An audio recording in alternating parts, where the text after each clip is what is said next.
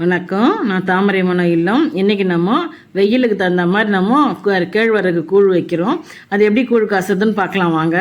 நம்ம முன்னன்னைக்கே கேழ்வரகு மாவு நம்ம 2 டம்ளர் போட்டு நல்லா கரைச்சி வச்சுருக்கோம். இப்போ நம்ம இன்றைக்கி காய்ச்சும் போது 2 டம்ளர் பச்சரிசி எடுத்து நல்லா கழுவிட்டு பாத்திரத்தில் போட்டு நல்லா வேக வச்சுருவோம். இது முக்கால்வாசி நல்லா வெந்ததுக்கப்புறமா நம்ம மாவு நம்ம கரைச்சி வச்ச மாவு நல்லா புளிச்சு இருக்கும். புளிச்ச மாவில் ஊற்றும் போது தான் நல்லாயிருக்கும் கூழ் காசுறதுக்கு. இப்போ நம்ம நல்லா மாவு சாதம் வெந்துடுச்சு. இப்போ மாவு ஊற்றிக்குவோம்.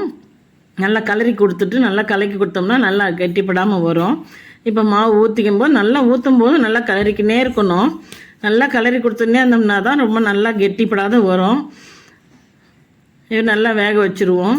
வேக வச்சுட்டு நம்ம தொட்டு நல்லா எப்படி வெந்துடுச்சான்னு சொல்லி பார்க்குறதுக்கு நம்ம பார்க்குறது நம்ம தண்ணி கையில் தொட்டுட்டு நம்ம தொட்டு பார்த்தோம்னா கையில் ஒட்டாத வந்துச்சுன்னா நமக்கு கூழ் வெந்துருச்சுன்னு அர்த்தம். இது நல்லா வெயில் சீசனுக்கு இந்த மாதிரி நம்ம வாரத்துக்கு 1 நாள் 2 நாள் செஞ்சு சாப்பிட்டோம். உடம்புக்கு ரொம்ப குளிர்ச்சி. கேழ்வரகு ரொம்ப நல்லது உடம்புக்கு. நீங்களும் இந்த மாதிரி செஞ்சு சாப்பிட்டு பாருங்கள். இப்போ நம்ம கூழ் கரைச்சி நல்லா தயிர்லாம் போட்டு சாப்பிடுவோம். இந்த வீடியோ பிடிச்சதுன்னா நீங்கள் லைக் பண்ணுங்கள், ஷேர் பண்ணுங்கள், சப்ஸ்கிரைப் பண்ணுங்க. தேங்க்யூ.